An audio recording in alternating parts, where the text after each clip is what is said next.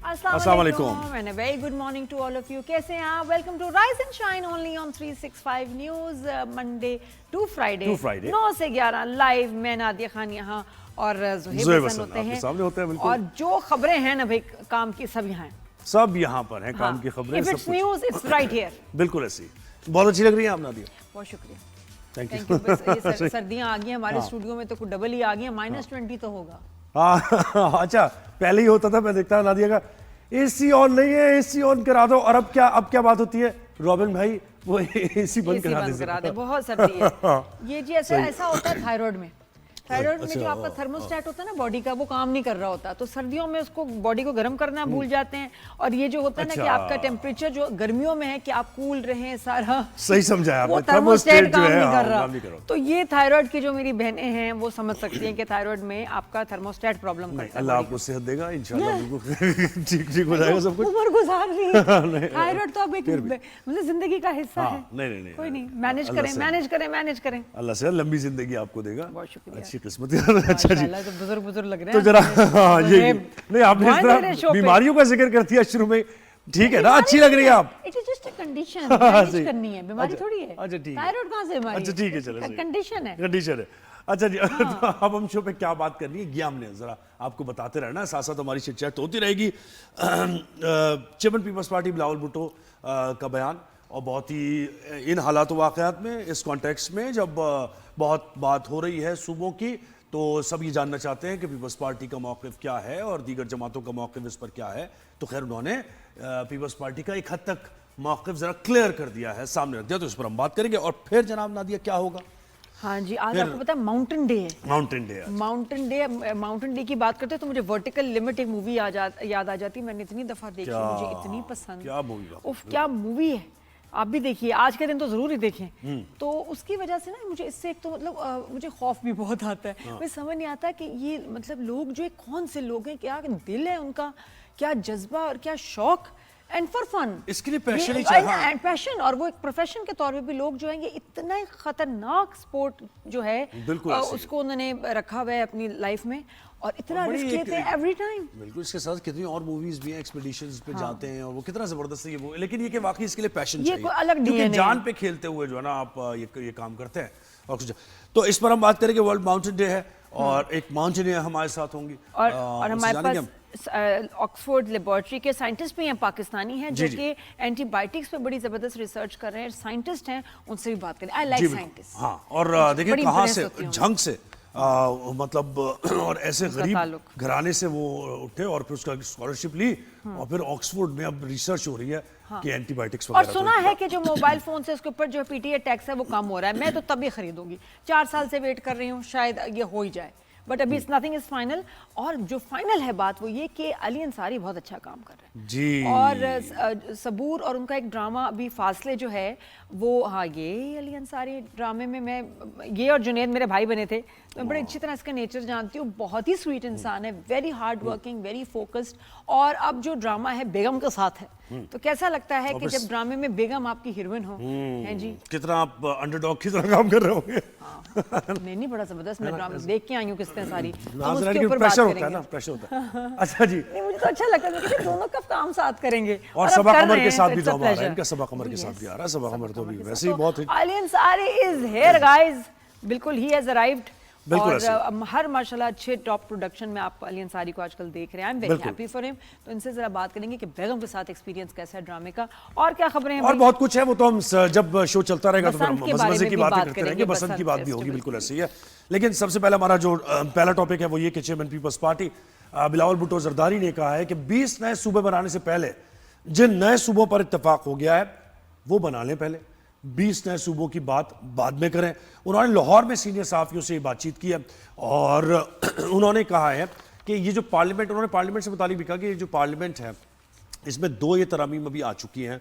तो ये कि वो ये कह रहे थे कि इतनी तरामीम लाना, बार बार आइन में तब्दीली करना, ये भी कोई यानी ठीक बात नहीं लगती है। तो ये कि 2 तरामीम ऑलरेडी आ चुकी हैं। फिर सूबों से मुतालिक जो बात हो रही है, पंजाब में एक रेजोल्यूशन भी पास हो गई है सूबों की, इत्तफाक राय है जनूबी पंजाब सूबे से मुताल्लिक, और भी तो पहले वहां काम करें, बजाय इसके कि पूरे पाकिस्तान में आप ये डिबेट छेड़ दें और जहां पर पार्लियामेंट भी तैयार नहीं है, जहां पर जो सूबा तैयार भी नहीं है अभी इसके लिए, तो वहां पर आप एक अजीब सी कैफियत, गुमागू की कैफियत हो जाए और ऑपोजिशन उसको प्ले यानी खेलने लगे उस बारे में कि सूबा बनाओ सूबा बनाओ सूबा, तो बेहतर यह है कि जहां इत्तेफाक राय है 70% वहां पहले काम वन बाय वन, ताकि वो देखिए उसका कि भी कैसा रिएक्शन आ रहा है, बिल्कुल ऐसे मैनेज हो रहा है नहीं मैनेज हो रहा है, स्टेप बाय स्टेप आगे बढ़ा जाए। बिल्कुल ऐसे। और उन्होंने फिर बल्दियाती निजाम की बात की, उन्होंने कहा ये जो सिंध में बल्दियाती निजाम है कराची में, ये बहुत ज्यादा मजबूत बल्दियाती निजाम है। बात करें ना, मुझे समझ आ रही है बात कि भी स्टेप बाय स्टेप बिल्कुल ऐसी है, बिल्कुल एक एक करके चलें और फिर उसका रिजल्ट देखें, और ये बड़ी ये सेफ बात है। बिल्कुल ऐसी।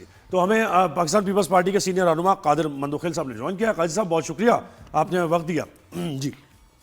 बहुत शुक्रिया, थैंक यू। अच्छा सर, बताइएगा चेयरमैन पीपल्स पार्टी ने जो जिक्र किया इत्तेफाक राय का सूबों को लेके, तो किन सूबों की बात हो रही थी कि उन पे उनको लेके इत्तेफाक राय है? देखिए, सबसे पहले तो मैं ये कहूँगा कि हुकूमत बड़ा अच्छा खेल रही है अपनी इत्तेहादियों के साथ और अपोजिशन के साथ, और अपोजिशन के साथ खेल रही है। इमरान खान से मुलाकात हो रही है, नहीं हो रही है, जेल में है नहीं है, शिफ्ट होना है नहीं होना है, और सारा दिन मीडिया और अपोजिशन इसी पे लगी है। जो इत्तेहादी है उनको इस चक्कर में लगा है, ये सुबह बनेगा वो सुबह बनेंगे, ये कुछ खास, वो पुलिस की जबान में मुखबर खास कहते हैं। मुखबर खास एक लाहौर से खड़ा हो गया, उसने कहा भाई 35 की 33 सुबह होना चाहिए। एक मुखबर खास कराची का बड़ा मशहूर है, वो खड़ा हो गया जी 18वीं तरमीम भी खत्म कर कौन है वो, कौन है कराची का, कौन है सर? मुस्तफा कमाल है ना, और कौन है? मैं तो मुखबर खास बोलना सबको पता है, मुस्तफा कमाल ही होता है। सही भाई वो बन रहा है कि अब ये बता दें मुझे, इस अक्लमंद को कोई ये समझा दे कि आप बल्दियाती निज़ाम के लिए आप चले गए पंजाब, और पंजाब असम्बली से आपने करारदाद पास करा है कि आर्टिकल 141 के इख्तियारात होने चाहिए। बिल्कुल इख्तियारात है, मैं कहता हूँ, लेकिन इस अक्लमंद को ये नहीं पता कि जिस सूबे से आप वहाँ करारदाद पास कराए, उस सूबे ने पिछले 3 साल से इलेक्शन ही नहीं कराए बल्दियाती, और फिर अगर इलेक्शन कमीशन के प्रेशर में वो इलेक्शन करा भी रहे तो उसका कोई मेयर ही नहीं होगा। यानी लाहौर को 14 टाउन में तकसीम किए मेयर नहीं होगा, पिंडी का मेयर नहीं होगा, फैसलाबाद का मेयर नहीं होगा, तो क्या मुस्तफा कमाल साहब यही फार्मूला सिंध को तजवीज देंगे? पहली बात तो ये अक्लमंदों के लिए। और दूसरी बात ये कि जो सूबों की डायनामिक है, आपको मैं फॉर एग्जांपल बता दूं, जनूबी पंजाब करारदाद पास हो चुकी है पंजाब असम्बली से। जी। जो पंजाबी बेल्ट है वो अलग सूबा है, जनूबी पंजाब अलग सूबा बनाना चाह रहा है। फिर उसके अलावा अभी पिछले हफ्ते में जो ना खैबर पख्तूनख्वा में करारदाद पास हुई है, जो हजारा बेल्ट है वो कहता है हमें अलग सूबा बना दो, जो पख्तून बेल्ट है वो तो कि हमें अपने तौर पर रहने दो। लेकिन जो बलूचिस्तान का है वो भी तकरीबन इसी तरह है, जो पश्तून बेल्ट है और बलोच बेल्ट है वो एक दूसरे को कहते हैं ठीक है आपका अलग सूबा। लेकिन कराची जो है ना उसकी सूरत बिल्कुल ही डिफरेंट है। अब कराची की मैं बताऊं कि कराची पाकिस्तान का करारदाद कराची से पास हुआ है, सिंध असम्बली से।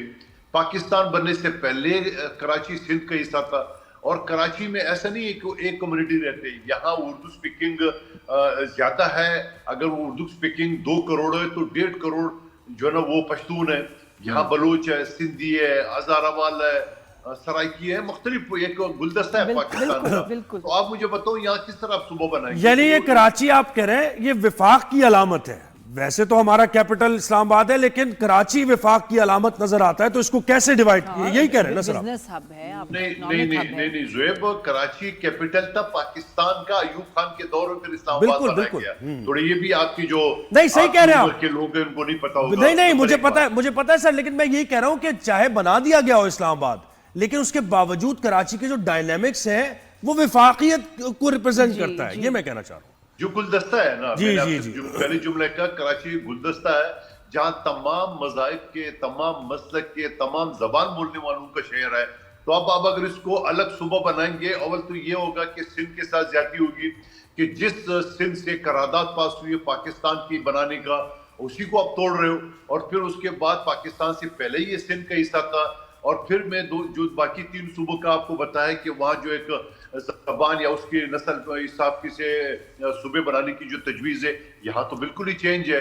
तो मैं ये समझ रहा हूँ कि ये खामखा हुकूमत ने इस तरह शोशा छोड़ के महंगाई के ऊपर, बेरोजगारी के ऊपर, तरक्याती कामों के ऊपर, हालात के ऊपर काबू पाने के लिए, अब देखो आप भी शो इसी के ऊपर कर रहे हो, आप महंगाई के ऊपर नहीं कर रहे हो। चीनी आज क्या भाव चल रहा है, वो तो हम करते हैं भाई साहब, अच्छा काजी साहब, मुझे बताएं कि वैसे एडमिनिस्ट्रेटिव बुनियादों पर अगर सूबे बन जाएं तो आपको उसूली तौर पर तो इससे कोई इख्तलाफ नहीं है ना, या है? बिल्कुल उससे भी इख्तलाफ है। अच्छा है। क्या होता है, मैं एक चीज बताऊं आपको, अभी जो आपके हर टाउन का, हर जिले का अपना जो बल्दियाती निजाम है, तो ये एडमिनिस्ट्रेटिव नहीं कहलाता है तो क्या कहलाए? कराची है, वो 7 जिले है, हर जिले का अपना रेवेन्यू है, हर जिले का अपना डिप्टी कमिश्नर थाने है, हर जिले का अपना इंतजाम है, और फिर इसके ऊपर एक मेयर है। तो लाहौर में तो मेयर भी खत्म कर दिया। तो मैं ये समझ रहा हूँ कि ऑलरेडी जो जिले के वाइज पे डिवाइड हो चुका है, जिले का अपना इंतजाम है, या कौमी असम्बली और सूबाई असम्बली की सीटें हैं, वो जिले के अंदर ही उसको डिवाइड किया है आबादी के लिहाज से। तो और क्या चाहते हो आप?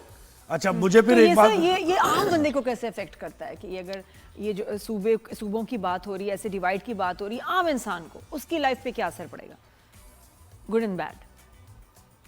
मुझसे सवाल है। जी जी, आपसे सवाल है कि ये आम शख्स को जो है ऐसे डिवाइड से क्या नुकसान हो सकता है, यानी ये टॉक ऑफ द टाउन में कैसे है ये इशू, यानी और आम इंसान क्या इससे अफेक्ट होगा, नहीं होगा?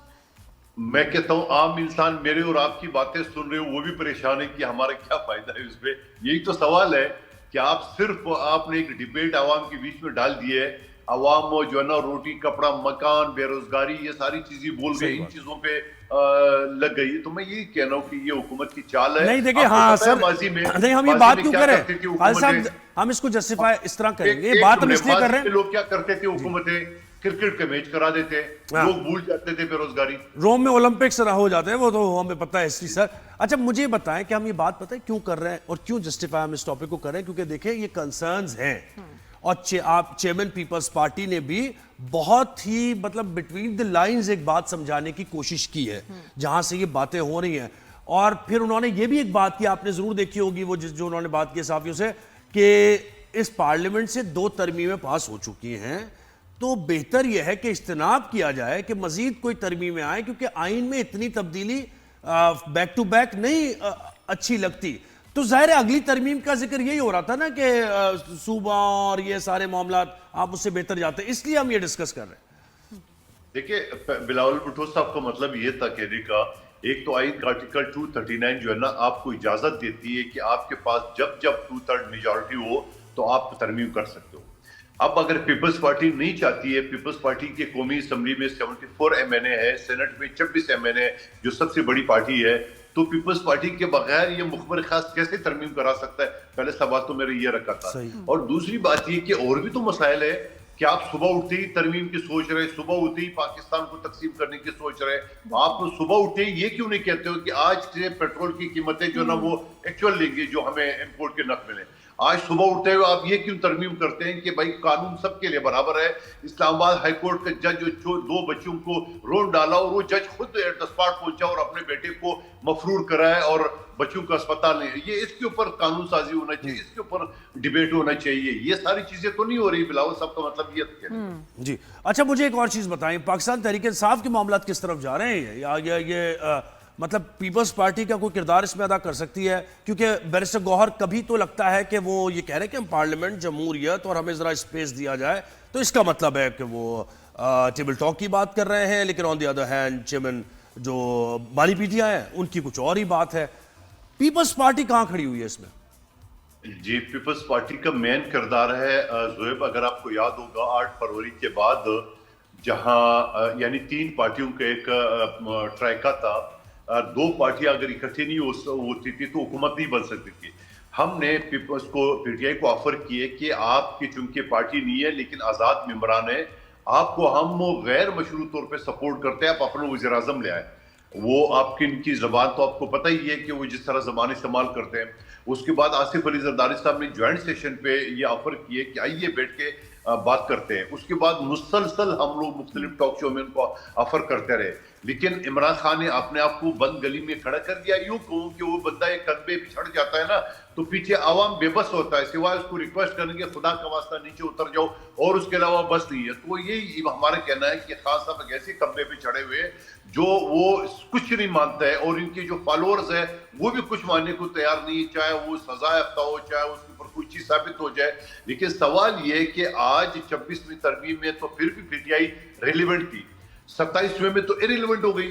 क्योंकि इलेक्शन कमीशन के साथ मिलके मुस्लिम लीग नून ने जो 11 इनके एमपी है मैंने तोड़ के वो सीटें सारे अड़प कर लिए और इसी तरह तोड़ते रहेंगे तो वो सुकड़ते और फिर कुछ लोगों ने जो एफिडेविट दिए डिप्टी कमिश्नर को, कुछ लोगों के केसेस चल रहे हैं। तो मैं ये समझ रहा हूँ इमरान खान साहब जो है ना वो बेचारा तो जेल में अकेला रह जाएगा अपनी जिद और आना की वजह से। हमारा ये कहना था पीपल्स पार्टी का कि सियासी लोगों के बीच में इख्तलाफ भी होता है और डिबेट भी होती है, टेबल टॉक भी होता है।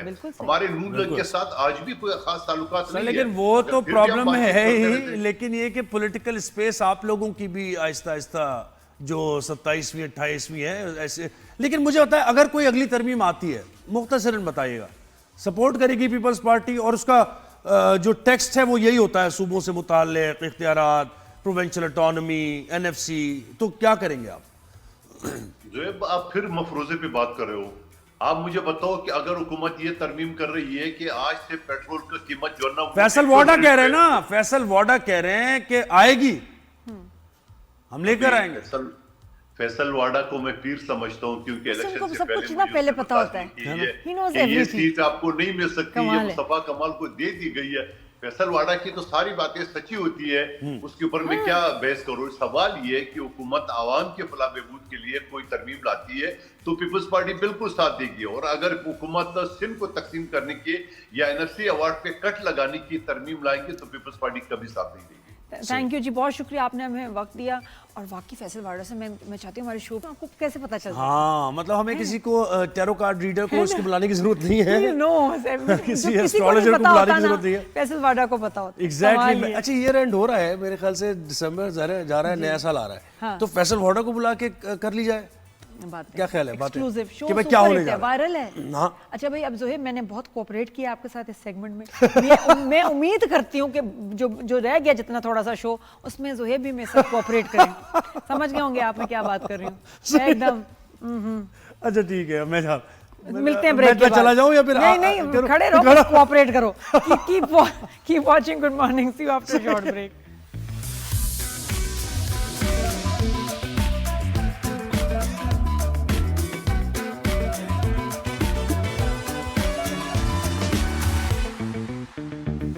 Welcome back after the break. ये जो कामयाबी की सीढ़ी होती है और उसके पहाड़ों पे तो सब चढ़ना चाहते ही हैं और चढ़ ही रहे होते हैं, लेकिन ये कि एक्चुअली लाइफ में पहाड़ों को सर करना, अरे कितना मुश्किल काम है। कभी ट्राई किया वैसे? नहीं, बहुत एंड्योरेंस चाहिए। नहीं, ये बिल्कुल भी नहीं, क्योंकि मुझे लगता है कि आम सा एक शौक नहीं है ये। जैसे होता है ना कुछ कि भाई मेरी हॉबी है ये, मैं ये कर लेता हूँ, मैं क्रिकेट, लेकिन पहाड़ यानी माउंटेनियर बनना जो है ना, इसके लिए it requires a lot of patience भी, पैशन भी, दोनों। बिल्कुल। और कमाल, मैं कहती हूँ अलग ही डीएनए के अमेजिंग यूनिक लोग, एक्स्ट्राऑर्डिनरी लोग होते हैं जिनका ये एक हॉबी है, स्पोर्ट कहेंगे। वैसे हॉबी है स्पोर्ट, सना से पूछे डॉक्टर सना? स्पोर्ट बिल्कुल हम पूछेंगे, लेकिन थोड़ा सा बताए थे भाई, पहाड़ों का आलमी दिन पाकिस्तान समेत दुनिया भर में हर साल आज के दिन मनाया जाता है, और अक़वाम मुत्तहिदा के तहत 11 दिसंबर 2003 में इसका आगाज किया गया था। और पाकिस्तान जो है उसमें आप सबको जैसे पता है कि केटू, अरे दुनिया की दूसरी बड़ी चोटी, भाई माउंटेनियर्स का ख्वाब, ख्वाहिश, बिल्कुल नागा पर्वत। और 5 ये भी नहीं, यही नहीं, 5 दुनिया की जो बुलंद तरीन चोटियां हैं 8000 से ऊपर मीटर से बुलंद, उनमें 5 पाकिस्तान में हैं। जो जितनी भी है ना उनमें 5 पाकिस्तान में। इसलिए मैं माउंटेनियर्स के बड़े सुने इंटरव्यूज वगैरह, वो कहते हैं हमारा ख्वाब है, ख्वाहिश है कि बस हम पाकिस्तान आए, केटू जो है उसको एक्सप्लोर करें। तो डॉक्टर सना के भी क्या ख्वाब हैं ये भी हमें बताएंगे, और आज के दिन के मुनासबत से माउंटेनियर है। अस्सलाम वालेकुम, कैसी हैं आप? मैं ठीक, आप सुनाएं? थैंक यू सो मच, आप हमारे शो पे आई। थोड़ा सा आज के दिन के बारे में बताएं। तो आपको हैप्पी ड्यू भी कहेंगे दिन की, माउंटेनियर्स के लिए तो खास दिन है। तो कोई थीम होती है इसको लेके हर साल? जी नादिया, हर साल ये माउंटेन्स डे जो है ये सेलिब्रेट किया जाता है। हर साल इसकी थीम डिफरेंट होती है। सो इस साल जो माउंटेन्स डे की थीम है, that is glaciers matter to food, water and livelihood in mountains and beyond. यानी it's all about protecting glaciers. थोड़ा एक्सप्लेन करना, मतलब ग्लेशियर्स जो हैं उनकी क्या इंपॉर्टेंस है, हम ग्लेशियर्स को प्रोटेक्ट करने की इस साल बात कर रहे हैं माउंटेन्स डे पे, क्योंकि हम ये जानते हैं कि ग्लेशियर्स जो हैं वो दुनिया की आधी से ज़्यादा जो पॉपुलेशन है वो फ्रेश वाटर सप्लाई पर डिपेंड करती है। That is all coming from glaciers in these mountains. So उसके अलावा ग्लेशियर्स जो हैं क्रॉप्स को, इरिगेशन को, वहाँ के लोगों की लाइवलीहुड यानी जो ज़रिया मुआश है उसको सपोर्ट करता है।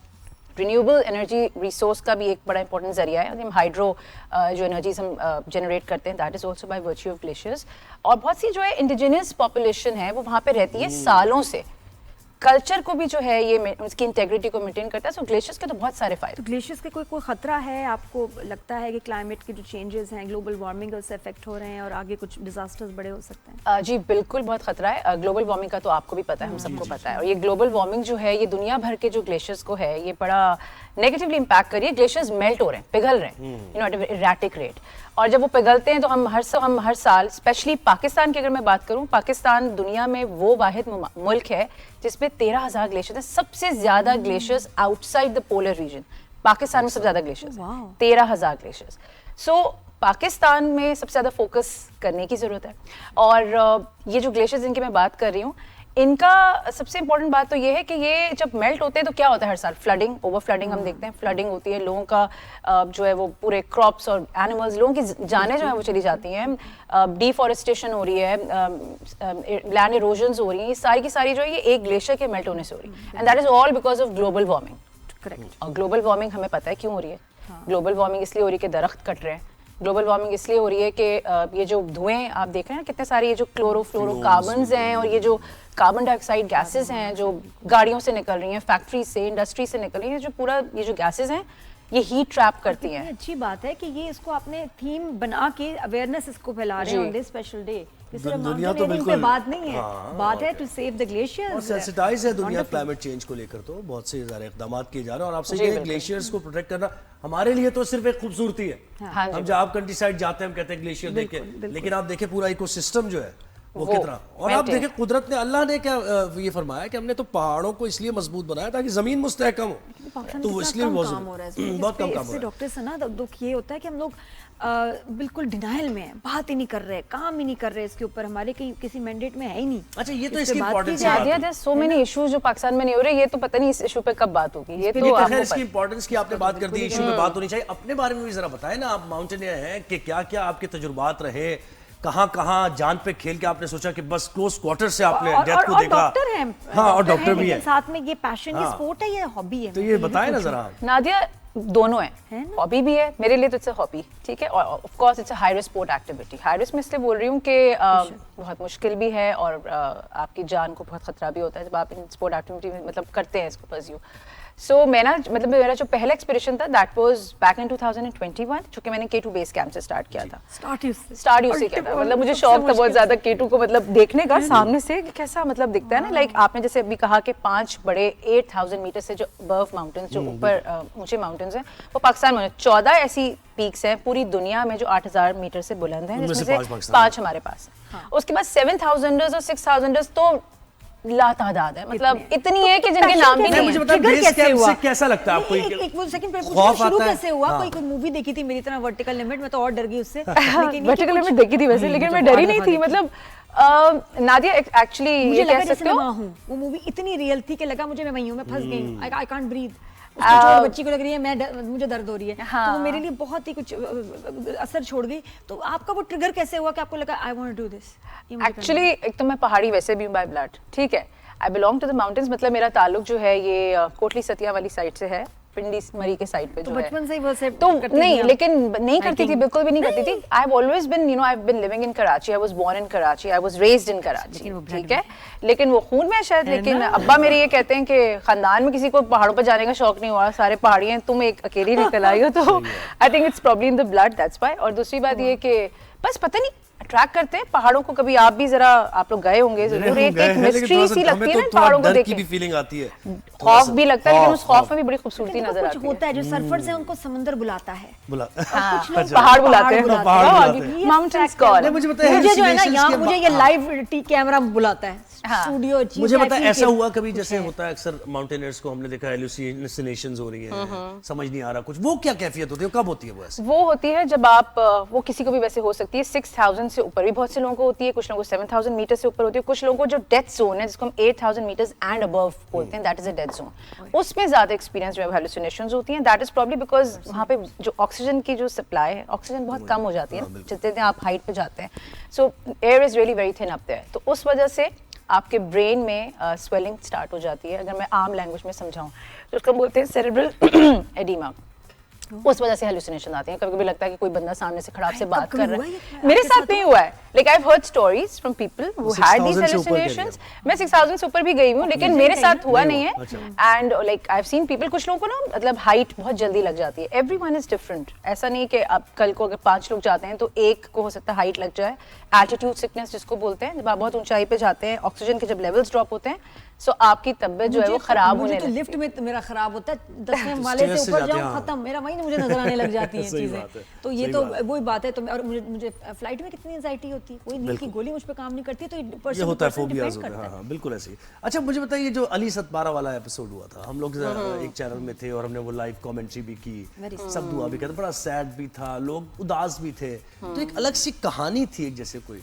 जी, तो आप मुझे बताइए, ऐसी फीलिंग कभी आपको, आपके साथी कोई गए हो आगे, ना आ रहा हो, कोई कम्युनिकेशन ना हो रही हो, कोई ऐसे वाकयात आपकी जिंदगी में? मेरी जिंदगी में वैसे अभी तक ऐसे कोई वाकया नहीं हुआ। एक्चुअली अली भाई की ना डेथ के बाद सारे जो है वो जाहिर सी बातें कहते हैं ना कि आप पहले से केयरफुल और ज्यादा हो जाते हैं कि देखिए ये हादसा भी होते हैं और होते रहे। अली भाई की डेथ से पहले भी बहुत से माउंटेनर्स की डेथ हुई है। K2 तो एक सैवेज माउंटेन है, इट्स अ किलर माउंटेन, बहुत लोगों की डेथ्स हुई है वहाँ पे। तो जिस साल ये अली भाई की डेथ हुई थी, उसी साल मेरी पहली एक्सपेडिशन थी जिंदगी की, that was also K2 base camp. So my family was like नहीं जाना। उनको लग रहा था मैं चोटी सर करने जा रही हूँ। मैंने कहा भाई मैं I am just reaching out to the base camp, I am not going to the top, I am not submitting K2। Base camp में क्या मतलब, उसमें फिर कोई हुए नादिया बेस, किसी भी पहाड़ का ना सबसे पहले एक बेस कैंप आप रीच करते हो, but then there are camp 1, this camp 2, camp 3, camp 4 and then there is a summit for 8000 जितने भी माउंटेन्स है ना, K2 हो गया, नांगा पर्वत हो गया। सो बेस कैंप होता है जहां आप अपने पूरे टेंट्स पिच करते हो और फिर वहीं से अपना सफर का जो है आगाज आपका होता है। सो इट्स लाइक और समिट से नीचे आना मुश्किल है। ऊपर गई थोड़ा सा आप आगे, कुछ हुआ था? मैं हम लोग बेस कैंप तक ही गए थे, जो इनका एडवांस बेस कैंप है वहां तक गए थे, जो हाई बेस कैंप होता है। क्योंकि Nadia that was my first time, और वो ट्रैकिंग की बेसिकली इजाजत का एक बहुत बड़ा इशू था। फैमिली एक तो अलाउ नहीं कर रही थी क्योंकि अली भाई का जो इंसिडेंट हो गया था, इससे ऑलरेडी सब लोगों के अंदर बहुत ज्यादा खौफ आ गया था कि नहीं जाना, ये हो जाएगा वो हो जाएगा। लेकिन वो खैर वो एक अलग स्टोरी कि कैसे कन्विंस किया फैमिली को, तो हम लोग गए। उसके बाद नेक्स्ट ईयर हम लोगों ने नागा पर्वत के बराबर में देयर वाज अ पीक, रोपल पीक, वो हम लोगों ने समिट की थी। और हर साल हम लोग का जो है वो अल्हम्दुलिल्लाह हम लोग नेशनल रिकॉर्ड्स भी बनाते हैं। और इस साल जो मैंने 4 हाई माउंटेन पासेस एक साथ क्रॉस किए, that was a global record. I mean वो आज तक किसी ने इससे पहले नहीं किया था कि 4 हाई माउंटेन पासेस एक ही गो में 14 दिन के अंदर आपने वो जो पूरा सफर, जो कि बहुत मुश्किल होता है, एक पास ही आप 14 दिन में कर पाते हो। And we did 4 passes in 14 days। मैं हमेशा सोचती थी वहाँ वो खाते क्या हैं?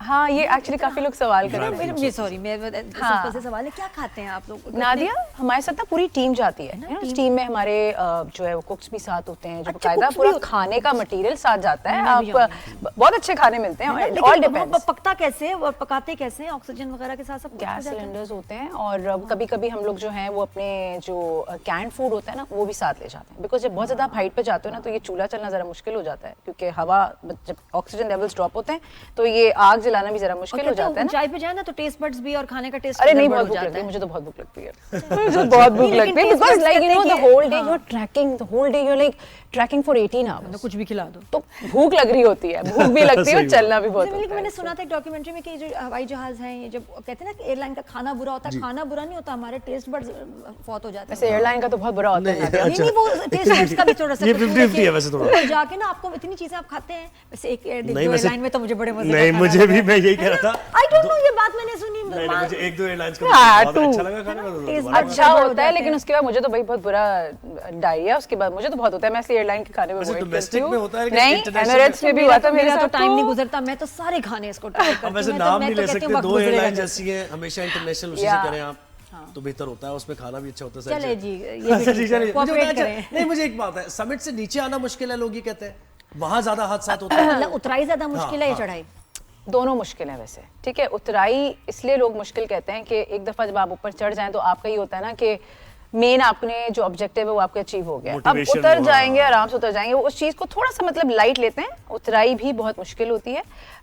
मेरे नजर में मुझे चढ़ाई ज्यादा मुश्किल लगती है। व्हाई? बिकॉज आप एक तो थिन एयर पे चढ़े जा रहे हो, यहाँ पे अगर आप जरा सा चढ़ो तो आपका सांस फूलने लगता है। वो एक हाइट होती है, इतनी हाई एल्टीट्यूड पे फिर आप इतनी हाइट पे चढ़ाई कर रहे हो, तो उसमें जो है वो आप you tend to get breathless. तो ऑक्सीजन की जो कहते हैं ना कि कमी सी जो बकायदा फील होती है, आपका वहाँ पे जो है वो चढ़ता है। तो फिर कब करना है? K2 कब जाना summit? K2 actually like I am more into crossing high mountain passes. ये जो 8000 पीक्स हैं, ये इसकी दो वजह है जो मैं अभी फिलहाल नहीं कर सकती, but you never know, may be in the near future I might be standing at the top of K2, but for now it's all about crossing high mountain passes. दो वजह ये है कि एक तो मेरा profession obviously, because when you need to summit these 8000 peaks you need to at least have 2.5 months at least आपके पास होने चाहिए छुट्टियों के। हम लोगों को हॉस्पिटल से इतनी छुट्टियां नहीं मिल खतरनाक चीज सकती। बताते हैं ये जो फ्रॉस्टबाइट होता है कि जो हाँ जी। उंगली नीली हो गई, Oh, जरा yes. सी एक्सपोज हुई तो वो पार्ट आपका जो है ना मर जाता है, हाथ हाँ। उंगली का, मजा ये फरमा रही है, ये ऐसा क्या होता है है। ना, उससे मुझे तो फिल्में याद आ रही हैं ना, फिल्म के मजा सीन फरमा याद रही आ रहे हैं टू बी ऑनेस्ट। वो ये क्या होता है और ये कितना खतरनाक कभी हुआ इसके नादिया, ये तो बहुत होता है ना, ये जब आप बहुत ऊंची से 7000 या 8000 पीक्स कर रहे होते हैं तो टेम्परेचर्स बिल्कुल ही आपको पता है वो माइनस में जाते हैं, -30 जरा में सा टेम्परेचर चला expose जाते हुआ, हैं। तो अगर आप if you not like properly layered up, अगर आपने प्रॉपर लेयर्स नहीं पहनी हुई और आपको एक्सपोजर हो जाए तो वो तो फिर जाहिर सी बात है, वो जो ठंड जो है वो आपके जो टिश्यूज हैं उनकी जो ब्लड सप्लाई होती है उसको कट ऑफ कर देती है। थ्रो कर सकते हैं नीचे आके या थोड़ी देर बाद हीट लगाए तो बच जाती है। डिपेंड्स कि डैमेज कितना है। अगर डैमेज ज्यादा हो गया है तो बहुत से लोग कभी तो होता है फिंगर्स जो है वो हमें निकालनी पड़ी है, काटनी पड़ी है। हाँ तो होता है, बहुत से माउंटेनर्स हैं उनके पास है। पार्सल है इसका, जब तो हम कह रहे हैं कि इसके लिए बहुत ज्यादा पैशन चाहिए। तो कभी आप होता है जब आप वापस आती हैं तो स्किन का, बालों का क्या हाल हुआ होता है? बहुत बुरा, हाँ, ये ये बहुत बताओ। बुरा हाल होता है। क्या होता है? नादिया तो बहुत ज्यादा आप टैन हो जाते हो बिकॉज़ ऑब्वियसली ठीक यू है, एक तो एक्सपोज्ड टू, tan यू हो वेरी जाते हो, क्लोज टू द तो सन। मैं नहीं जा रही। लोग कहते हैं ठीक डॉक्टर है। सना है, नहीं डॉक्टर सना नहीं है, खुद ही नहीं जाइए, तो डॉक्टर सना सनब्लॉक, है। नो कोई बट नहीं लाइक काम इतना कोई मसला नहीं होता, you have your sunblock, it's always there. आप जब भी आप रीअप्लाई करते हो आपसे एक तो ये मसला, दूसरा tanning का। नंबर 2 ये कि ऑब्वियसली आप इतना जो टाइम वहाँ पे रहते हो, 15 दिन, 20 दिन, कभी-कभी 2-2 महीने रहते हो, you can not take bath every day, shower. वो वाली लग्जरी वाली लाइफ तो नहीं है ना, इट्स अ रफ वाइल्ड, बिल्कुल रॉ अनटेम्ड लाइफ है वहाँ पे। तो वो बाल तो जाहिर सी बात है डैमेज होते हैं आपके बाल। आप जब 15-20 दिन बाद जब हम लोग आते हैं तो फिर उसके बाद हम लोग फिर सारी जाहिर सी बात है वॉश भी करते हैं, ये भी करते हैं, लेकिन कभी-कभी It's a toll on you, हाँ बिल्कुल आसान नहीं है, लेकिन फिर भी बहुत शाबाश मुश्किल है मैं कहती हूँ आपको और बहुत शुक्रिया। माउंटेनियर्स। डॉक्टर सना, अच्छा आप ये आई। तो एक रिस्क है कि जो कि आप जानते हुए आप तैयारी के साथ जाते हैं। एक रिस्क वो हो जाता है जिससे आपका कसूर भी नहीं होता, आप अपने काम से निकले हैं और हो सकता है वो ये कि जी आपकी जो ये पतंग की डोर है, ये बसंत, अगर बिल्कुल, बसंत celebration। ये हुआ है, मेरे अंकल के साथ हुआ है तो मेरी बहुत खौफनाक मेमोरीज हैं उसको लेके। देखिए बसंत लेकिन इसमें at the पाबंदी same इसलिए time, लगी थी, इसलिए है ना, बड़े हादसे होते थे, गर्दनें कट जाती थी। और अब ये है कि उसकी वजह से फेस्टिवल, हालांकि फेस्टिवल बहुत खूबसूरत, कलरफुल, मज़ेदार होता था, लेकिन जो लोग ख्याल नहीं करते थे उसकी वजह से इतने हादसे हुए। तो ये इस पर पाबंदी लगी तकरीबन 25 साल, और लेकिन कल्चर का हिस्सा तो है। अब ये कि ये पाबंदी हटाई जा रही है और दोबारा से रिज्यूम होगा विद सेफ्टी प्रिकॉशंस। एग्जैक्टली ऐसे। और देखिए ना, आपका कल्चर प्रमोट होता है, म्यूजिक, टूरिस्ट आते हैं, और बसंत तो खास तौर पे हमारा अगर देखा जाए पाकिस्तान में एक इवेंट ऐसा था जिसमें पूरी दुनिया से टूरिस्ट आके एंजॉय भी करते थे, पाकिस्तान के कल्चर को जानते थे। लेकिन वो जो धाती जो वो होती है ना डोर, उसकी वजह से हादसात हुए और लोगों ने इसको ज़्यादा मिसयूज़ किया और फिर एक दूसरे के, तो इसलिए बंद हुआ था। लेकिन अब दोबारा ये अच्छी खबर है कि 6, 7, 8 तारीख है फरवरी की, ये 3 दिन बसंत फेस्टिवल होगा, बसंत मनाई जाएगी, लेकिन कंट्रोल्ड है, उसमें कोई धाती तार नहीं होगी। और इसके साथ साथ बाइकर्स के लिए भी उनको सेफ्टी मेजर्स लेना पड़ेंगे और फिर ये अलाउ किया जाएगा, फाइन्स होंगे, बहुत ज़्यादा चेक होगा। मुझे बताएं कुछ प्रिकॉशंस, इंतजामिया की तरफ से कुछ प्रिकॉशन मुझे नहीं समझ आ रहा कि कैसे लेंगे। जैसे बच्चों का छतों से गिरना, वो इतने जज्बाती हो जाते हैं, उनको समझ नहीं आती, नजर नहीं आता, छतें जो हैं सेफ बनी हुई नहीं, उसमें 4 दीवारियां नहीं है, ये तो घर वाले ही इसकी करेंगे। कौन जिम्मेदारी लेगा? ये घर वाले जिम्मेदारी लेंगे। अगर बसंत सेलिब्रेट I करना don't है know। तो फिर आपने ज़्यादा जिम्मेदारी भी लेनी पड़ेगी। देखिए मुझे हर तो चीज़, लगता है हर ग्राउंड्स बना दें, आप कहेंगे सब आओ ग्राउंड से, घरों से इजाजत ही ना हो। नहीं, वो घरों से जो पतंग उड़ती है ना, मैं तो बहुत मिस करता था, वैसे बहुत मिस किया मैंने कि यार बसंत डेंजर एक बहुत ऐसा है ना, त्योहार रिस्क बहुत है दूसरों के लिए जो कि इसमें वो मना भी नहीं है, रहे वो सही होंगे। है। लेकिन देखिए हर चीज़ हो सकती है अगर कवायद व ज़वाबित को फॉलो किया जाए और इंतज़ामिया की तरफ से स्ट्रिक्ट रूल्स, कवानीन हो, जुर्माने किए जाए, तो फिर हर फेस्टिवल, दुनिया भर में फेस्टिवल्स होते हैं पहले यहाँ, मसले टोमाटीना काम है फेस्टिवल हमारे, होता पहले मसले काम है भाई, आपका बुल वाला जो फेस्टिवल स्पेन में होता है, फिर टोमाटीना फेस्टिवल है, बहुत सारे हैं जो आपको मेरा तो, मैं तो उतनी श्योर हूँ नहीं कि इसको आप मॉनिटर रेगुलेट कैसे करेंगे। अब डोर को ही ले लें, दुनिया में इतनी सेफ बिल्कुल नरम सी डोरें आ गई हैं बच्चों के लिए, ये वो, लेकिन हमारी डोर वही है, क्योंकि कहते हैं कि फिर पतंग कैसे काटेंगे, फिर तो मजा, हर चीज पे मजा नहीं आएगा, मजा नहीं आएगा। लेकिन ये किसी की जान चली जाए वो ठीक है, इस मजे के लिए। जान चली जाए तो फिर तो देखें at the cost of life, human life festival नहीं होना चाहिए। difficult to लेकिन control. देखिए थोड़ा सा आप, यही तो काम है ना, इतना आसान काम मैं नहीं है ना वही फिर कह रही हूँ, इंतजामिया, grounds में कर गवर्नमेंट, लें, park में कर लें, grounds में कर गवर्नेंस, लें। इसीलिए इतना आसान काम नहीं है। आपको गवर्नेंस का मतलब ये है कि जो फेस्टिवल्स हो रहे हैं या जो वो भी चलते रहे और उसके साथ साथ आप उन पर पाबंदी भी ना लगाएं, ऐसे कवानीन लेकर आए, सख्त कवानीन, कि ताकि बसंत जैसा एक ब्यूटीफुल जबरदस्त सा फेस्टिवल वो बंद ना हो। हमने बहुत मिस किया था उसको, तो अच्छी बात है। 6, 7, 8 अब चलेंगे, और ये शीशे कोशिश वाले करेंगे। डोर, ये नहीं तो बिल्कुल नादिया, बंद कोशिश होने करते हैं चाहिए। फरवरी में एक शो वहां से कर लेते हैं जब बसंत 6, 7, 8। ये तो अब लाहौर में यूसुफ सली की अभी देखिए पसंद, क्या ग्रैंड आर्टिस्ट। मुझे याद है कि दुनिया से लोग आर्टिस्ट आते थे, उनकी हवेली बड़ी हमारा एक और देखिए बसंत की बात हो रही है तो पतंगबाजी की बात हो रही है। मैं हूँ छोटा भाई, बड़ा भाई पतंग उड़ाता था, पतंग उसकी कट जाती थी और मेरा सिर्फ काम था चरखी को जो है ना मैं लपेटता था धागे को, बस मेरा काम ये था। एक जो है बड़ा भाई करता था पतंग। खुशी की बात तो नहीं है, तो और मैं सैड स्टोरी है ना ये। सैड स्टोरी है, चरखी मैं लपेटता इसी था। हमदर्दी के साथ जो है जोहेब के साथ हम बिल्कुल हम आपके और मैं और मेरा भाई बैठे होते आपके गम में थे, शरीक है। मैं और मेरा भाई जब हमारी पतंग करती थी बैठे होते थे कि हवा का रुख इस तरफ होगा तो ये पेचा लड़ रहा है तो हमारे घर पे पतंग है। मुझे तो आज तक कभी शौक हुआ, पहली दफा डोर पकड़ी तो ऐसे उंगलियां कटी है ना, वो दिन आज का दिन आई डोंट। फिर डोर लूटने, पतंग लूटने के लिए जा रहे हो क्या बात अच्छा है, ब्रेक लेना, ब्रेक के बाद वापस ब्रेक भी लूट रहे हैं आप, इसको ब्रेक आनी है, ब्रेक को ना ब्रेक लूटें। के बाद वापस आएंगे, कहीं ना जाए, keep watching rise and shine.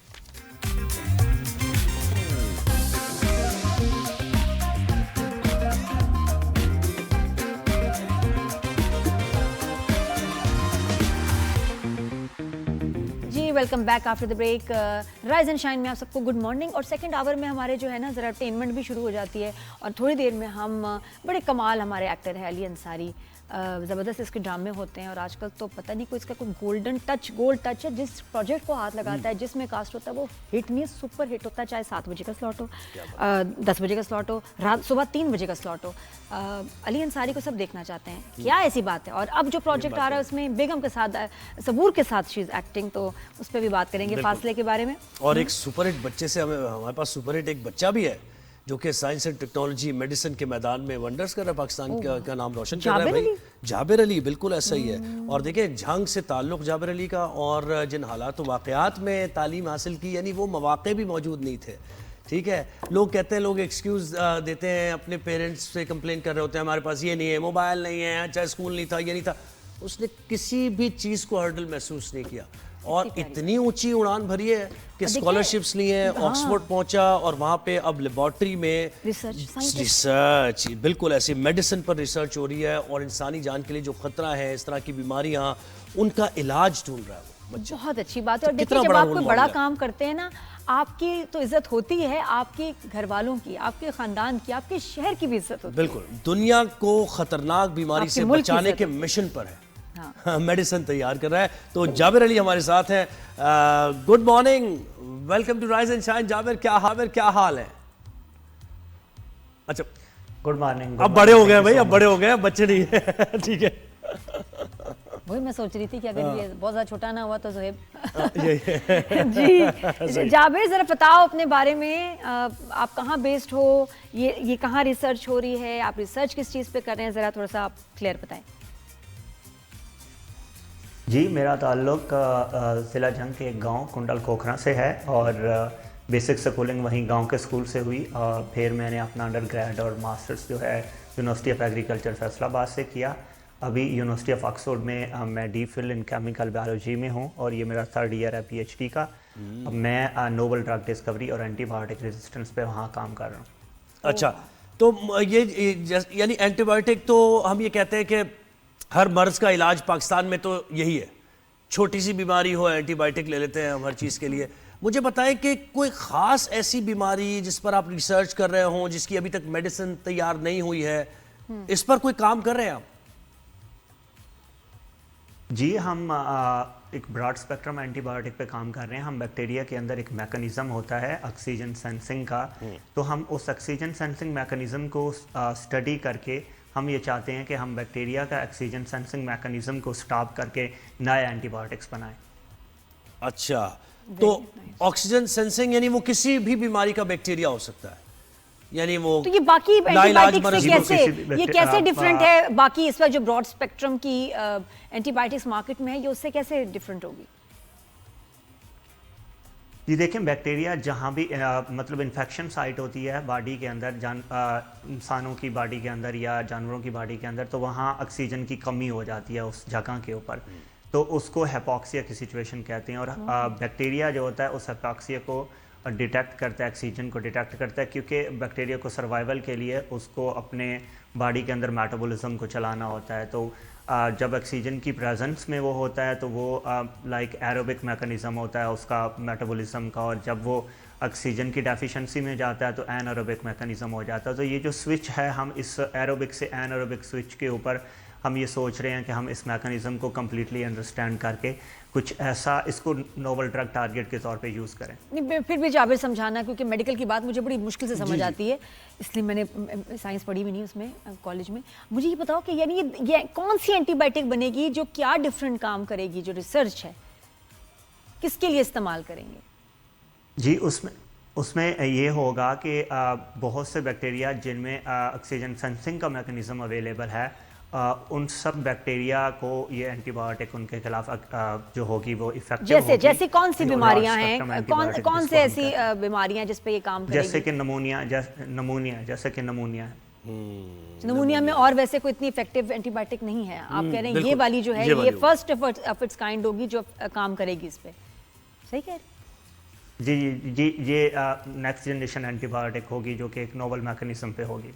और मुझे एक और बात बताएं कि अभी जैसे कोविड आया, कोविड से पहले यानी बड़े वायरस ऐसे आए जिस दुनिया ने कभी एक्सपीरियंस नहीं किए थे, तो आप मुझे बताएं कि जहां आप रिसर्च कर रहे हैं ऑक्सफोर्ड में और बहुत ही मॉडर्न मेथड्स हैं, तो क्या दुनिया को कोई खतरा है इस तरह के वायरसेस से, या कोविड की तरह का कोई और वायरस भी आ जाएगा? ऐसी बड़ी रूमर्स आती है ना, तो आप क्या कहते हैं इस पर, रिसर्च क्या बताती है? जी वायरसेस का जीनोम जो होता है, उनकी जो जेनेटिक्स होती है वो म्यूटेट करती रहती है। कभी भी ये नेचुरल प्रोसेस है जिसको साइंटिस्ट कंट्रोल नहीं कर सकते, क्योंकि वायरसेस अपने जीनोम को शफल करते रहते हैं। तो हम जिस डोमेन में काम करते हैं, हम एंटीबायोटिक्स की डोमेन में काम करते हैं, वो इफ़ेक्टिव होती हैं बैक्टीरिया के अगेंस्ट, वो वायरसेस के अगेंस्ट इफ़ेक्टिव नहीं है।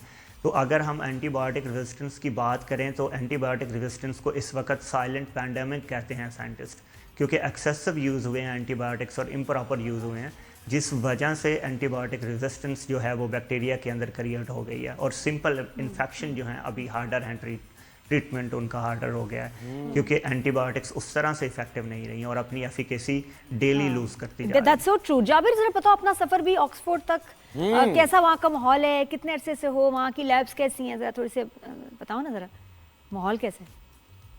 जी बहुत मॉडर्न लैब है, हर तरह का इक्विपमेंट आपको मौजूद है, हर तरह की फैसिलिटी आपको मिलती है, प्रॉपर रिसर्च कल्चर मिलता है, हर तरह के फंड्स मिलते हैं, जो भी आप करना चाहो, जिस तरह का भी एक्सपेरिमेंट करना चाहो, आपको प्रॉपर सपोर्ट मिलती है और प्रॉपर सुपरविजन मिलती है। आपके पास चांसेस होते हैं कि आप अपने आइडियाज, बिल्कुल, ये तो सारी चीज़ें। बस एक और चीज़ आप मुझे बता दें, ये एक और चीज़ बता दें, क्योंकि आपकी जर्नी बड़ी ऐसी इंस्पिरेशनल जर्नी है और बहुत से बच्चे आधे सफ़र में जो है वो हिम्मत हार जाते हैं और उनके तालीम के मौके नहीं मिलते, लेकिन आपने एक कर दिखाया है। तो जो बच्चे ऐसे देख रहे हैं उनको क्या मैसेज देना है आपने? आप क्या सीक्रेट है कि आप माशाल्लाह ऑक्सफोर्ड तक पहुंचे? लोग समझते हैं कि नहीं हमारे पास फंड्स नहीं है, सिफारिश नहीं है, हम कैसे करेंगे? आपने किया, सब कर सकते हैं, कैसे? जी सबसे पहली बात तो यही है कि इसी थॉट से बाहर निकलना है कि हम नहीं कर सकते, और सेल्फ बिलीफ रखना है। अगर आपके माइंड में कोई भी थाट आ रही है तो अल्लाह पाक आपके माइंड में थाट वो डाली इस वजह से रहे हैं कि वो हो सकता है। मैं तो हमेशा से ये मानता हूँ कि जो इंसान सोच सकता है वो पॉसिबल है। तो बस अपने ऊपर बिलीव रखें और एक प्रॉपर प्रोसेस के ज़रिए से जो भी आपका गोल है उसको प्रॉपर तरीके से करें, उसकी जो भी रिक्वायरमेंट्स हैं उसको 1 बाय 1 पूरा करें, ना कि आप एक प्रोसेस से आने से पहले ही ये सोच लें कि नहीं ये तो तो जाबिर आप इधर पाकिस्तान आए हो तो वहाँ कौन संभाल रहा है लैब? काम चल रहा है वहाँ? सॉरी मैंने कहा आप इधर पाकिस्तान आए हुए हो तो वहाँ कौन संभाल रहा है सारा काम है? जाबिर तो इधर आ गया। जाबिर वहाँ कोई गड़बड़ ना हो जाए, कोई मिक्सिंग ना कर दे तुम्हारे उसमें बीकर में कुछ और डाल दिया है। वापस कब जा रहे हो? नहीं ऐसा नहीं होता। वेस्टर्न सोसाइटी में ऐसा नहीं होता। वो होने को तो कुछ भी कहीं भी हो सकता है। हमने बहुत फिल्में देखी हैं, ये ऐसे ना मैं नाड़ी समझो, मैं बहुत फिल्में देखी अच्छा, हैं। इस बातों को सब कुछ हो सकता है। कहाँ आप तंग करिए जाबिर को। नहीं मैं चाह रही हूँ जाबिर जल्दी जाओ बेटा, काम को खत्म करो। शुरू किया है, खत्म भी कर भाई दिया। बहुत शुक्रिया। शाबाश। पाकिस्तानी साहित्य जिनको को भी कहती हूँ कि तो तुम आगे तो पीछे काम कौन कर रहा है, पीछे पढ़ कौन रहा होगा। जाबिर मुझे तो ये टेंशन हो गई है, तुम यहाँ तो वहाँ लैब कौन संभालेगा। लैब मैं समझना शुरू हो गया हूँ आपकी लैब। बात। अब मैं समझना शुरू हो गया हूँ नहीं, तो एक ब्रेक लेना हमने। शाबाश, ऑल द बेस्ट जाबिर। बेहतरीन काम करो यार, हमारा सर फखर से और पहला पैकेट हमारे लिए हाँ एंटीबायोटिक हाँ ब्रॉड बिल्कुल स्पेक्ट्रम बस वो लेके रख लेंगे, जरूरत पड़ेगी तो यूज करेंगे। रखेंगे बैकअप में। एक ब्रेक के बाद वापस आते हैं। Keep watching. Good morning Ali Ansari after the break.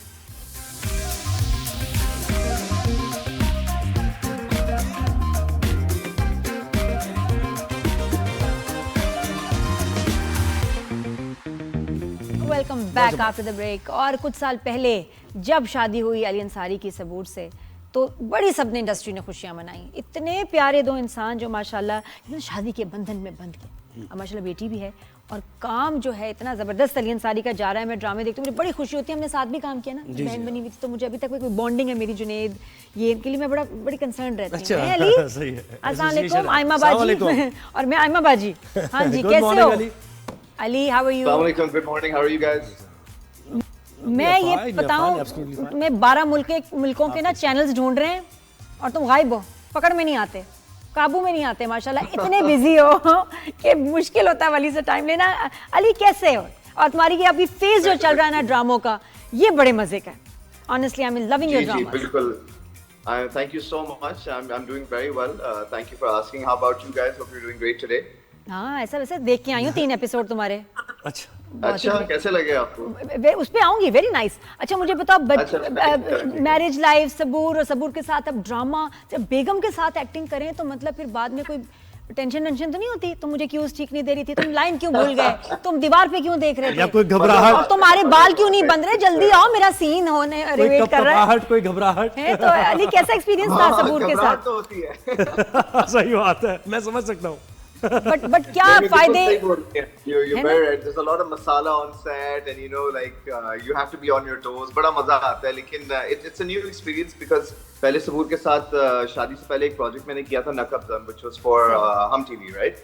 So that was a very nice project. और उसके बाद जो है फिर we disappeared from each other's lives, and then अचानक we met. अली वो नाइस इसलिए था ना कि वहीं से तो यार बताओ ना कि वहीं से तो शुरू हुआ है मामला। उधर नहीं शुरू हुआ, उसके बहुत अरसे बाद। अच्छा, उसके बहुत अरसे बाद शुरू हुआ। नहीं, उसके बहुत अरसे बाद। उस वक्त तो सोचा भी नहीं था कि ऐसा कोई सीन होने वाला है। तो हम तो बस फ्रेंड्स थे एक्चुअली।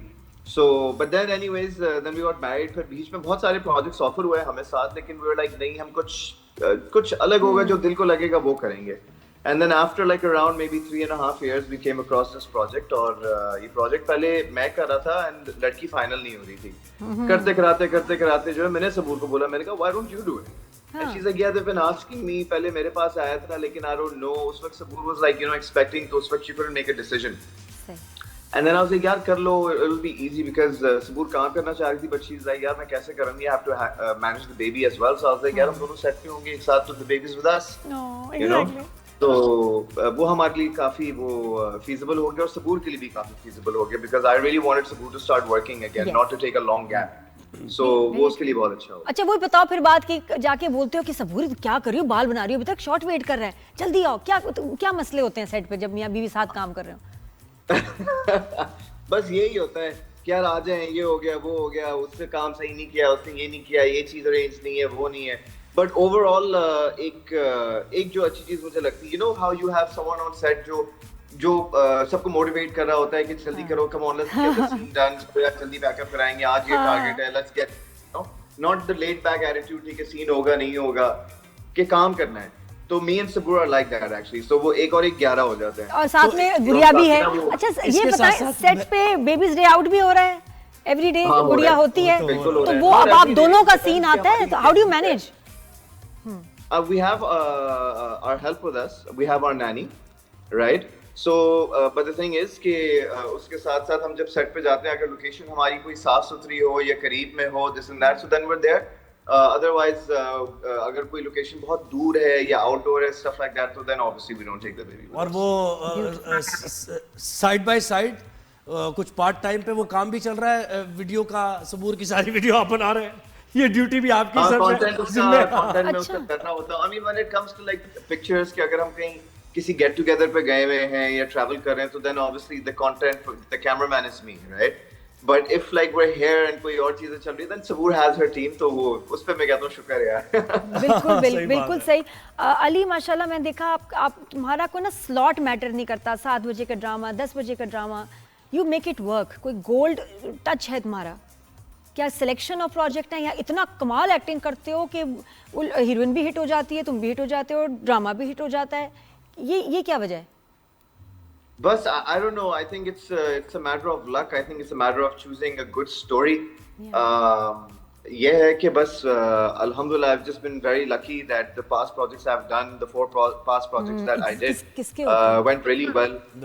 ये तो बड़े-बड़े एक्टर्स के नहीं और अली इसके लिए बड़ा डेयरिंग भी होना चाहिए। आपने 9 बजे का ड्रामा करना एक बड़ी बात होती है, फिर आपने वो जो कैमियो किया खानी में, तो देखे ना वो रिस्क भी लिया आपने, 2 सीन किए, उसके बाद से कितना उसको पजीराई मिली। जी बिल्कुल, तो बिल्कुल ये भी फैसले लाइफ में मैटर करते हैं ना। A lot of risks taken, but alhamdulillah very much satisfied with everything. अच्छा, तो बट अली तुम्हारी स्ट्रगल भी है, where you are today as an actor इस फील्ड में, बताओ कितनी स्ट्रगल है, कितना पेशेंस, क्या चाहिए होता है to reach where you are now without a mentor बहुत or पेशेंस चाहिए होता godfather? है, बहुत। See, पेशेंस तो बहुत चाहिए होता है, like I just said right now, it's not easy because this field is very ruthless. ये किसी का नहीं सोचती। It's pretty much entirely up to you कि if you want it really bad then you stick around, otherwise people just give up very easily and they start doing something else, you know. So it's a matter of dedication, consistency, it's a matter of how badly you want it, it's a matter of actually having a passion for it and giving it your 100%. So it's like, you know, और frustration भी तो हुई होगी अली, कितने cheque bounce कराने पड़ते हैं इसके लिए वो इवेंट्स के होते हैं, कितने चेक बाउंस कराने पड़ते हैं। बड़ा ओल्ड स्कूल मसला है चेक बाउंस होने वाला। हम एक इवेंट पे गए, मैं जुनेद अली, तीनों की पेमेंट गड़बड़, तीनों के चेक बाउंस, क्या करें भाई? अब तो फिर भी हो गया, हमारा तो कहाँ। नहीं वैसे अली ड्रामा प्रोडक्शन में अभी भी होता है कि पैसे नहीं मिलते? पैसे बाद में, इवेंट्स में तो गड़बड़ है, इसमें क्या ड्रामे में कैसे होता है? ड्रामा में भी है, स्लो पेस है। मैं क्या कमेंट करूं, आपके सामने ही है। But I just believe that the system has gotten a little better as compared to before, but it's not the best. If you know how to handle your contract and your deal, then आप एक तरीके से अपना system बना सकते हो। But for people that don't know how to run the system, I do feel bad for them, क्योंकि ये गलत बात है। चेक बाउंस होना ही इटसेल्फ एक बहुत बड़ा क्राइम है, या डिले होना नहीं चाहिए, या डिले भी करें। अच्छा, tell us about your project with Saba Qamar, मोहम्मा क्या है उसके बारे में, ये क्या, ये इसका नाम और कॉन्सेप्ट क्या है ये drama? So basically it's a mystery. Muamma is a mystery, right?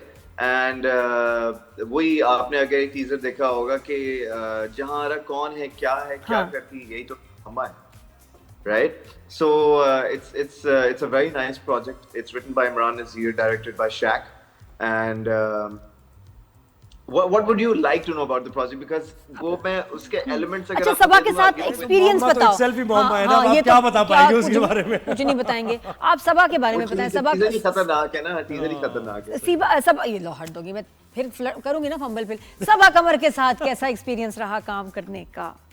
बहुत अच्छा एक्सपीरियंस था, it was very nice. मैं before even going on set, I was told that she is a very, very professional actor, a very fine actor, as well as a very professional actor. So what I made sure was that I had to be well prepared, because the first day I went, so सबसे पहले जो है मुझे ना उन्होंने एक 4 page का scene दे दिया जिसमें सिर्फ मेरी लाइन। तो मैंने कहा भाई एक सेकंड रुक जाओ, आज पहला दिन है, पहला सीन है, थोड़ा सा कुछ इजी दो ताकि रिदम में आ जाऊं। So then I will get into those scenes, right? So then obviously we did a couple of scenes, and then the next day वो सारी स्क्रिप्ट ऐसी थी कि बस 4 पेज 5 पेज के सीन है और तगड़ी लाइनें हैं। So then all I made sure was that just be well prepared, and it worked out perfectly. और बहुत learning experience भी था, मजा भी आया। मर्डर वर्डर तो नहीं किया इसमें? कोई मर्डर वर्डर तो नहीं किया इसमें? मर्डर वर्डर तो नहीं किया पिछले ड्रामे की तरह? शायद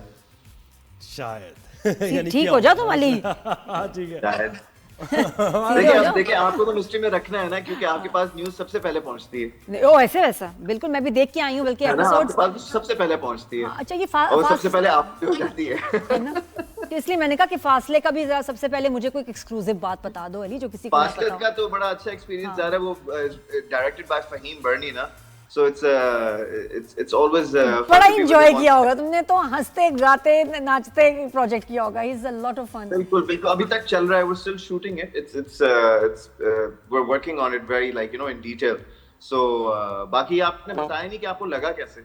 नहीं इंटरेस्टिंग है वो, असफर को देख के बड़ी खुशी हुई, तुम्हें सुबूर के साथ देख के बड़ी खुशी हुई, और ये जो नाराज बेटा, ये नाराज बेटा और लॉजिक भी है। असल में ड्रामा या तो एंगेज करता है, मैंने भी एक और नया ड्रामा देखा जिसने मुझे बिल्कुल एंगेज नहीं किया, ये मुझे इंटरेस्टिंग लगा।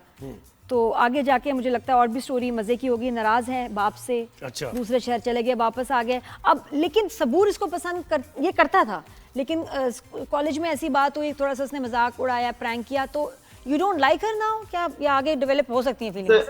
It's a battle of the egos ना, दैट मतलब it's not that I don't like her, it's that I don't want her to hurt me again.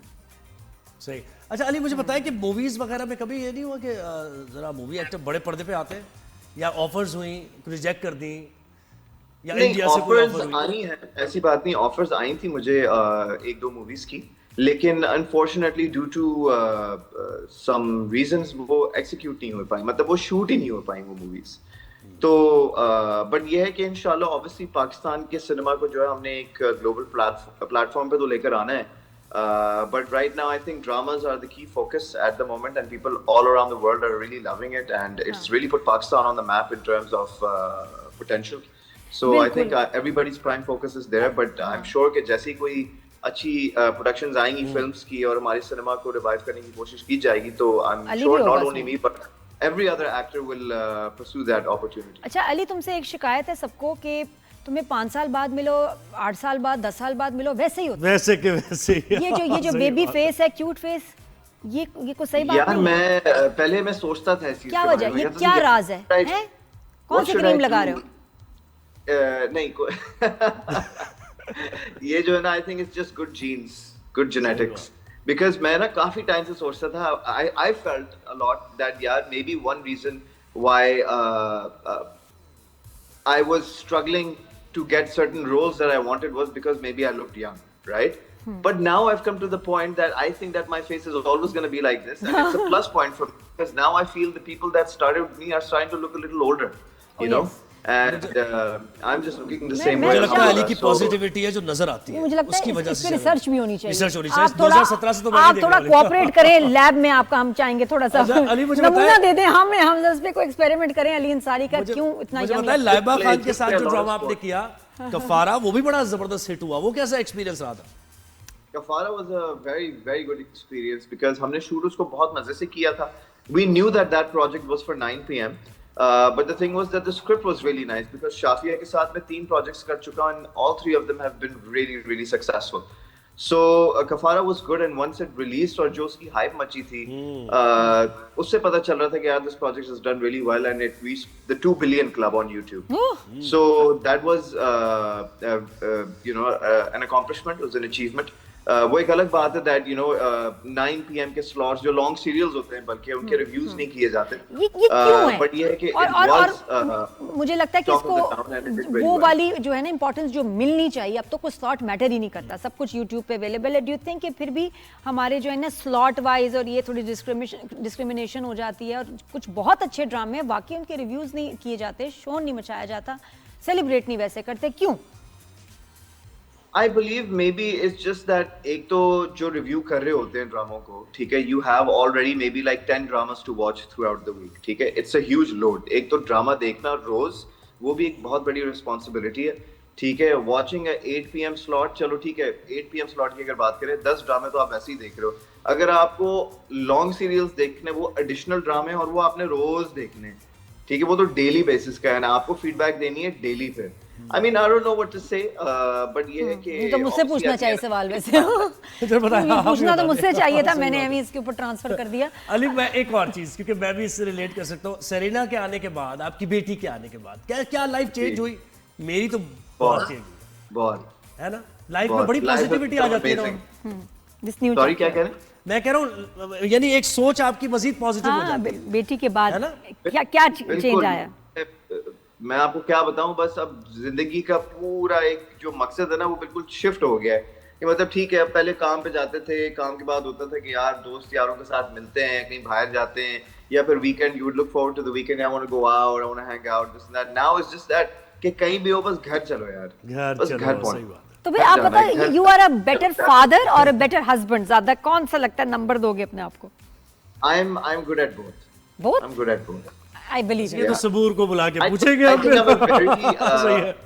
I'm a very nice person in all departments, but मेरा सिर्फ ये है कि I just feel मेरी expectations ज़्यादा होती हैं in the sense कि if I'm a good husband, चलो good father, उधर मेरी इतनी expectations नहीं, but when it comes to like being a good friend, being a good co-actor, or whatever department it is, मेरी expectations होती हैं कि यार if I'm giving my 100%, मैं expect करता हूँ यार वो दूसरा बंदा भी मुझे 100% बस अली यही तो दुख है हमारा हस्बैंड But का now दुख I've यही come है। to a conclusion हम कि मैं कहता हूँ 100% छोड़ दे रहे यार। होते हैं लेकिन उसके बाद भी कंक्लूजन बता, क्या कंक्लूजन? 100% लेकिन expectations ना रखो, हाँ, कंक्लूजन क्या है कि एक्सपेक्टेशन ना रखो, रिपीट करना। ना रखो, बस just give your 100%. You do good for what you want to do and be a good person at the end of the day.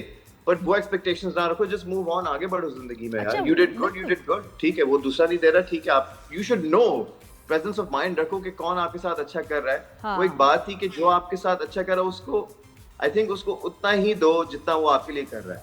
बिल्कुल Don't सही give him बात। more than अच्छा, what about what he social deserves. Media, Thank you. Fans, following, आपकी trolling, specially negativity जो social media पे बड़ी आ जाती है, उसके बारे में क्या करोगे? और आपको ट्रोलिंग होती है? नेगेटिविटी का क्या, मैं आपको एक बात बताऊं, मैं बहुत पहले से कहता हूं कि हेटर्स का मतलब ये है कि you are doing something right. अगर लोग आपकी बुराइयां कर रहे हैं, आपको कह रहे हैं कि इसको ये नहीं आता, वो नहीं आता, it means you are doing something good. अगर आपके हेटर्स नहीं है, that's a problem. Why don't you have haters? You are too good. बिल्कुल ऐसे ही। और मुझे बताइए, धुरंधर देखी है आपने? दूसरी बात मैंने अभी तक नहीं देखी, मैंने देखी नहीं, लेकिन मैंने अक्षय खन्ना की क्लिप्स देखी और मुझे लगता है उसने गेम ले ली है बस। गेम ले लिया उसने वो जो अच्छा, उसमें मैं सुन रहा था, उन्होंने कहा कि खुद ही किया, इन्होंने इम्प्रोवाइज किया, ये जो डांस मूव किया है। Improvise किया, but I mean, obviously the concept of the movie is a little, you know, sensitive. But the thing is that I believe the only person that shined the most is Akshay Khanna. तो अली, इसको इस पे क्या कहोगे जो India ने Pakistan channels block कर दिए, आर्टिस्ट के अकाउंट ब्लॉक कर दिए, इससे कितना फर्क पड़ा है, कितना अजीब फजूल मूव I है? mean, करना नहीं चाहिए था उनको, फर्क तो obviously पड़ता है। I don't think they should have done it, but now that they have, ठीक है, it's their loss. Simple. हमारे ड्रामे बहुत अच्छे अच्छा, हैं। नीलोफर देख ली अली? नहीं नीलोफर, मुझे टाइम ही नहीं मिल रहा, मुझे सिनेमा का टाइम नहीं मिल रहा, मैं कैसे जाऊं? सही बात है। अच्छा, कैसे हम कैसे पूछे फिर कैसी लगी? हाँ, नहीं ना, फिर है ही नहीं ना, नहीं, मैं खुद मुझे जैसे पता चलेगा मैं आपको व्हाट्सएप कर दूंगा, ठीक है? जब भी मौका मिले देखना जरूर। बट इट अच्छा, any message to these newcomers, लड़के जो आप लोगों को देख के एक्टर बनना चाहते हैं, कि फील्ड में पैसा है, शोहरत है, क्या करें वो यहाँ पहुँचने के लिए? मैं एक मैसेज देना चाहूंगा कि अगर आना है इस फील्ड में तो 100% मोस्ट डेफिनेटली आओ, लड़कों के लिए और लड़कियों के लिए भी। ये है कि if you are passionate enough and you want it bad enough, then you should come and don't think about the money. सबसे पहले लोग जो है ना, वो आई थिंक वो सबसे पहले पैसों के बारे में सोचते हैं और फिर किसी काम में कूदते हैं। पैसा आपको शुरू में नहीं मिलता है, पैसा बाद में मिलता है, ठीक है? बट ये है कि अगर आपको if you really want it bad, then come into this field, because ये field जरा tricky है। Like एक 9 to 5 जॉब भी है कि आपने काम किया, आपको महीने के एंड में पैसे मिल गए, ठीक है ना, और एक फिक्स सैलरी मिल गई। यहाँ पर जो है ना कि यूं चल रहा होता है सारा सिस्टम, हवाई रोजी। Absolutely. So you have to be really careful and सिर्फ इस पे डिपेंड ना करें, have a plan B as well, जिससे आपकी एक और स्ट्रीम ऑफ इनकम आ रही है, ताकि you can balance ये yourself. बहुत important बात की अली की है भी। I think you're into real estate also, ना? I'm into real estate, I'm into online stuff, you know, so I have that mindset where it's always good to have income producing assets. If you can invest, build cash flow, that's good. Otherwise, कोई ऐसा एक system रखो, एक hustle रखो side में। बहुत मजा आया बात करके, thank you so much. Time दिया जा रहा है माशाल्लाह बच्चा। क्या बात। तो अब हम यहाँ ब्रेक लेते हैं, ब्रेक के बाद वापस आएंगे। Keep watching rise and shine. Mobile phones की जरा बात गुड होगी। मॉर्निंग। हाँ, मोबाइल फोन टैक्स खत्म हो गया। जी हाँ।